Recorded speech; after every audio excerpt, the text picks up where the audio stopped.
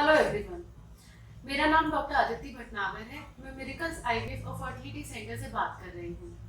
आज हम बात करेंगे कि ऐसे कौन से फर्टिलिटी टेस्ट हैं जो एक मेल और फीमेल पार्टनर को कराने चाहिए जब वो प्रेगनेंसी के लिए ट्राई कर रही हो या फिर काफ़ी ट्राई करने के बाद प्रेगनेंसी ना आ पा रही हो। पहले हम बात करेंगे फीमेल पार्टनर के बारे में। फीमेल पार्टनर में जो ब्लड इन्वेस्टिगेशंस होती हैं उसमें हम सबसे पहले उनका ओवरऑल हेल्थ स्टेटस चेक करते हैं। इसके लिए बहुत सिंपल से ब्लड टेस्ट हैं, यानी कि सीबीसी, जिसमें हम हीमोग्लोबिन और बाकी मात्राओं को चेक करते हैं।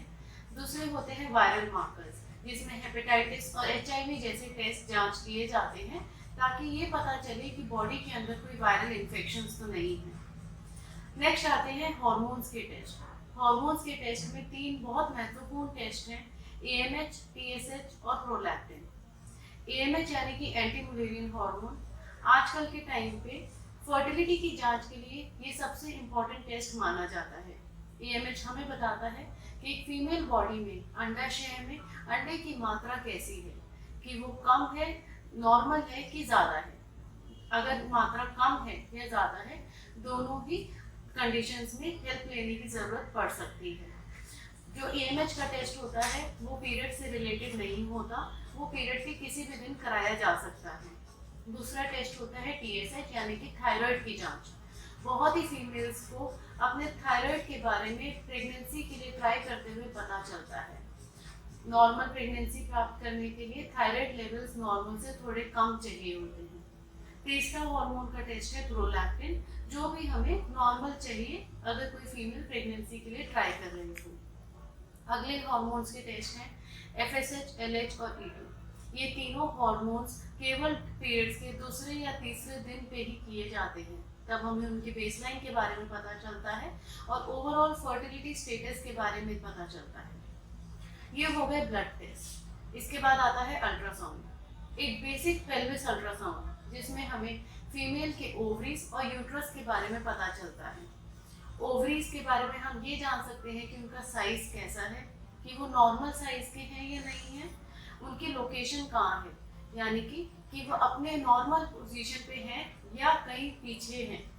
तीसरी चीज़ जो बहुत इम्पोर्टेंट है जानने के लिए, वो कि उसमें कितने अंडे दिखाई दे रहे हैं। जो अल्ट्रासाउंड पे अंडे दिखाई देते हैं ओवरी के अंदर, उसको हम एएफसी बोलते हैं। जनरली एएफसी और ब्लड की जांच एएमएच आपस में कोरिलेट होनी चाहिए। दूसरी चीज़ जो अल्ट्रासाउंड पे देखी जाती है वो होती है यूट्रस। यूट्रस में उसका स्ट्रक्चर, यानी कि उसके अंदर उसका साइज कितना है बच्चेदानी का, उसकी जो लाइनिंग है जहाँ पे बच्चा ठहरता है वो लाइनिंग का स्ट्रक्चर और थिकनेस कैसा है, और उसके अंदर कोई ऐसी चीज़ यानी कि पॉलिप, रसौली, ऐसी कोई चीज़ है तो उसके लिए आगे उसका इलाज किया जाता है। इसके बाद आते हैं स्पेशल टेस्ट। फीमेल के अंदर स्पेशल टेस्ट में एक सबसे महत्वपूर्ण टेस्ट है हिस्ट्रोसैल्पिंगोग्राम यानी कि एचएसटी। बहुत कॉमनली इसको ट्यूब टेस्ट बोला जाता है।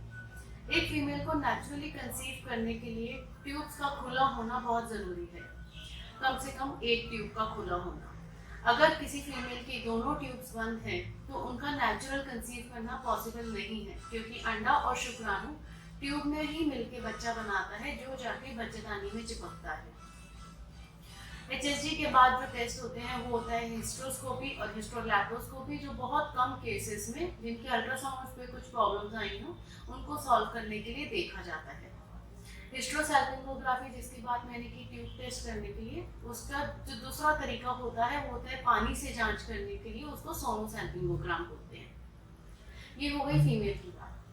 अगर हम मेल पार्टनर की बात करें तो जैसे हमने डिस्कस किया कि एक फीमेल का हेल्थ स्टेटस देखना होता है, हमें मेल का भी हेल्थ स्टेटस जानना पड़ता है। Commonly CBC, viral markers, thyroid और डायबिटीज का जांच जरूर किया जाता है।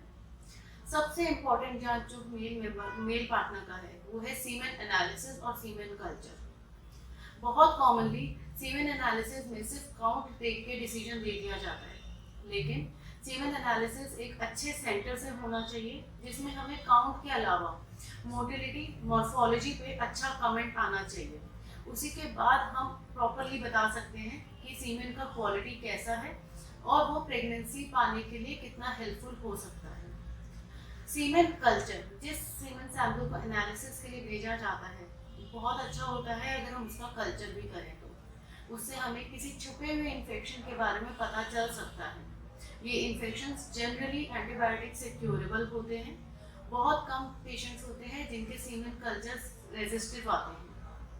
ऐसी कंडीशंस को प्रॉपर एनालिसिस और इन्वेस्टिगेशंस के बाद ट्रीट किया जा सकता है। ये सारी जांचें बहुत ज़रूरी हैं अगर कोई भी कपल नेचुरली या फिर किसी भी प्रोसीजर के थ्रू अपने बेबी के लिए ट्राई करना चाहते हैं। अगर आपको किसी भी बारे में कुछ भी पूछना है तो आप हमें कांटेक्ट कर सकते हैं miracles IVF and fertility centre.